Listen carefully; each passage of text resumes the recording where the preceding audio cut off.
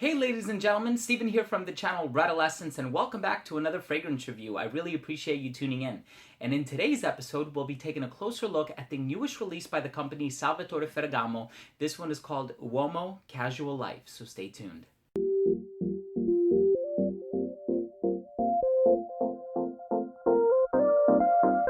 Now, this fragrance was released just this year in 2017. The original was released last year, late last year, 2016. The perfumers for that one are Alberto Morillas, who has done fragrances like Versace Pour Homme and Acqua di Gio by Armani, and also Hélène Guichard, who has done fragrances like Versace Eros and also Unforgivable by Sean John. Now, as you can probably tell by the way that the bottle looks, this is going to be a lighter iteration of the original, and it has that sweet component in it as well. So are the sweet and the fresh notes going to contradict each other, or will they complement each other pretty well? We'll talk about that in a bit. Let's start off with the presentation. Now, if you're familiar with the presentation of the original, you will know what this one looks like right off the bat. Here you have the cool, quirky little pattern on the front of the box here, just says Casual Life. This is an eau de toilette concentration. And then here is the bottle. Another thing to keep in mind about this bottle, which is why I love doing these presentation segments, is that this is not a cap. It does not come off. It is a built-in atomizer. It has a reflective plate on the front with Salvatore Ferragamo engraved into it. And the atomizer is actually improved on this one. Nice mist. You can even control how much you want to spray. So that was a presentation for Uomo Casual Life. Now, if you're familiar with the smell of the original version, you know that it smells a lot like tiramisu. Tiramisu is a type of dessert with lady fingers. It has cinnamon and coffee. I get a vanilla to it as well. And all of that is found in the original. If you look at the note breakdown, it's a little bit deceptive in the sense that it doesn't list each individual sweet note. It just says sweet notes. So there's one general accord for all of it. This one has a sweetness to it, and I did a side-by-side. I actually also reviewed this with my friend Carlos, so shout out to him. But with this one, it has added notes of violet, lemon, and an amplified ambroxan note. I say amplified because ambroxan is also found in the original. Now, what is ambroxan? Ambroxan is the synthetic counterpart to the natural or the real ambergris, which is basically whale vomit. I know it sounds kind of disgusting. And ambroxan has that sweet, oceanic, aquatic smell to it. And it adds a freshness to the fragrance. So it's sweet, but it's also fresh at the same time.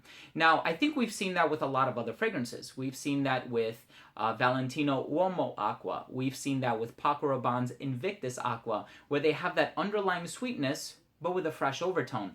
And for those fragrances, respectively, it works really well. I think it works really well in this fragrance too. My only drawback is that I love the smell of the original so much that for me, I would just prefer to wear the original.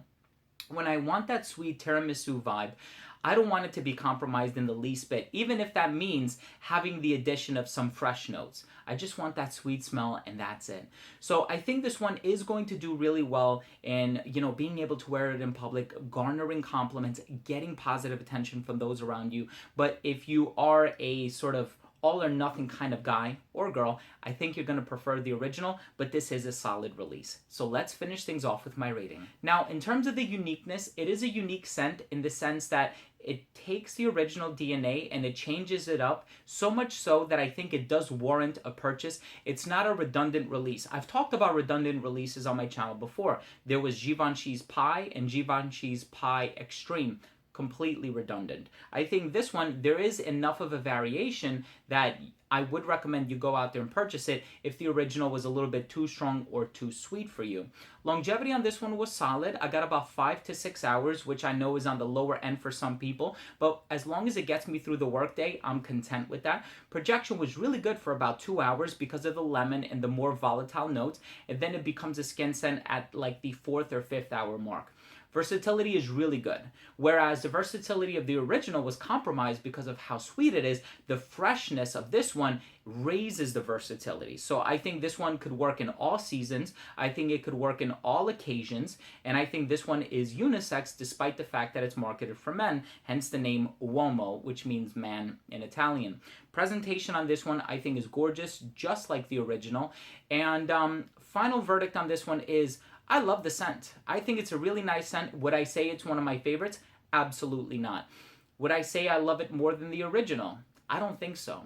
But I think this is a great addition. I think it's a nice way of taking the original, which a lot of people love, but believe it or not, a lot of people dislike it as well, and almost like trying to convince those people who disliked it initially that, hey, check this out. You might actually like this version of it. And I think a lot of people will come around to it. So there you have it, ladies and gentlemen. I really appreciate you tuning in. This was my review of Ferragamo Uomo Casual Life. If you own or have tried this fragrance or the original version, let me know what you think. Leave a comment down below. Also, please don't forget to subscribe for future videos, and remember to enable notifications by clicking on the bell. Links for purchase will be down below as well. And a shout out to my friend Carlos for lending me his bottle. So there you have it, ladies and gentlemen. Thank you for watching. We'll see you in the next episode. Take care.